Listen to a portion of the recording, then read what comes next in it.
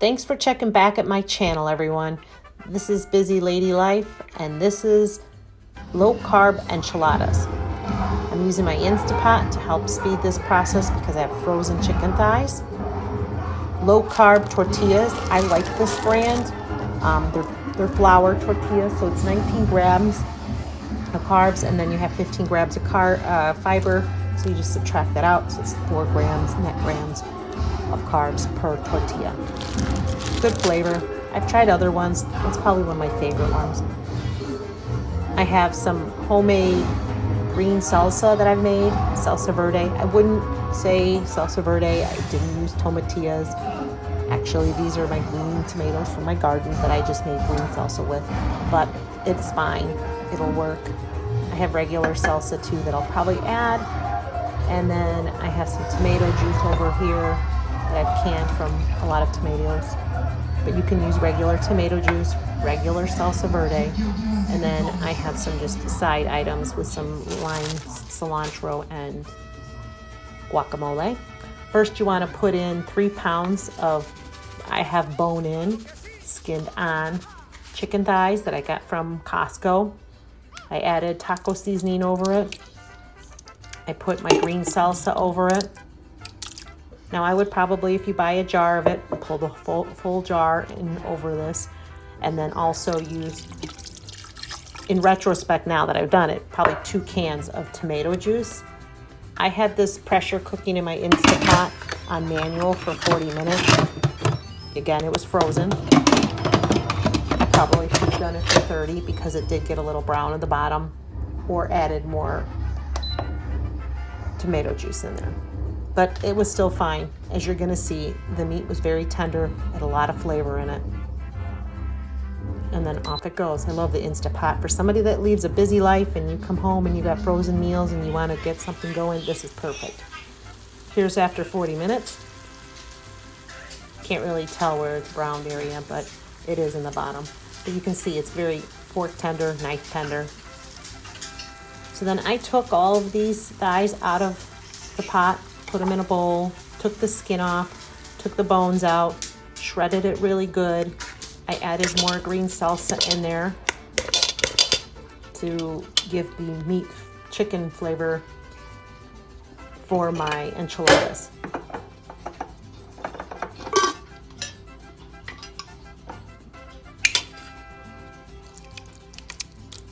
Here I'm adding more green salsa in. Stirring this up. Please be patient, still have one-handed. I should use my tripod more often, but I don't. Adding a little more taco seasoning in there to flavor the meat again, now that it's been cooked. Get that all well combined.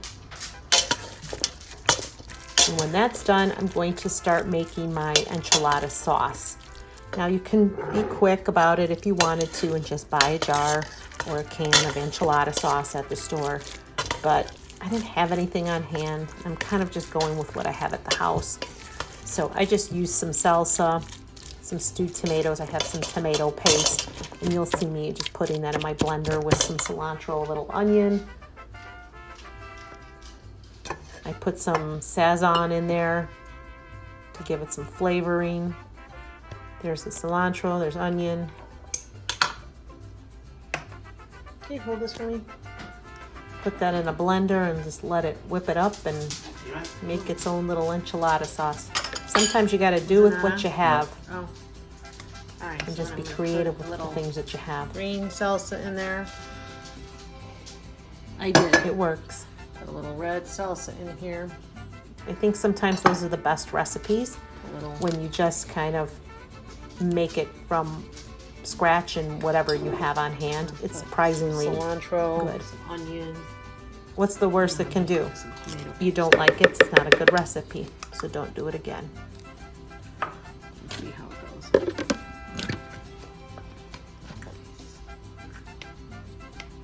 And all I did with this enchilada sauce, I just layered the bottom of my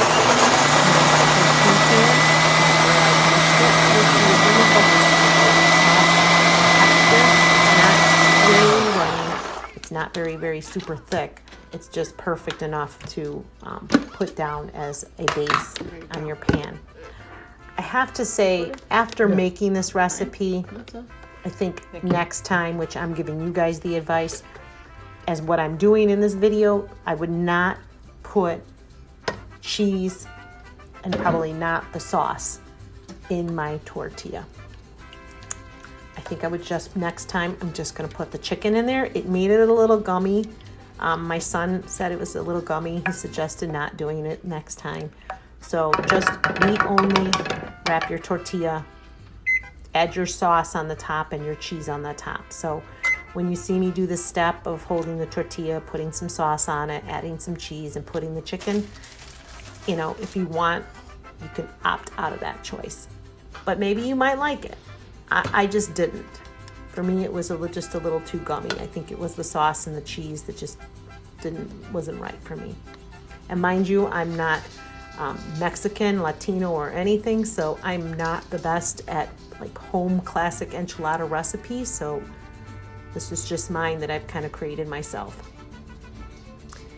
I use the quesadilla melty cheese. I do like the flavor of that cheese. Folded up my tortillas, put them on the pan. Had the oven at 350.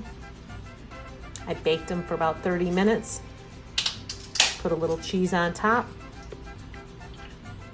along with the rest of the enchilada sauce that I made. And there we go. Pretty easy, didn't take that long, all fresh.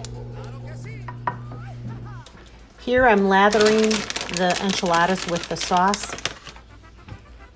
And then I'm gonna lather them with cheese and sprinkle it all over. You can put as much cheese as you're liking. If you really like cheesy enchiladas, go ahead and add more cheese on there. If you like less, then put less.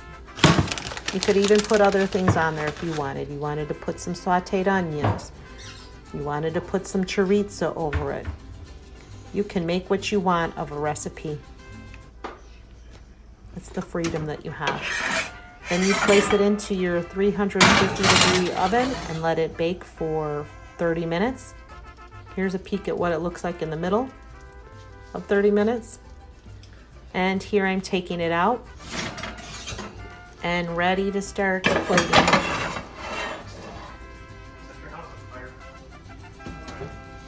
I hope you enjoy this recipe and try a low-carb enchilada. And add what you will to it. Different meats, do whatever you wish.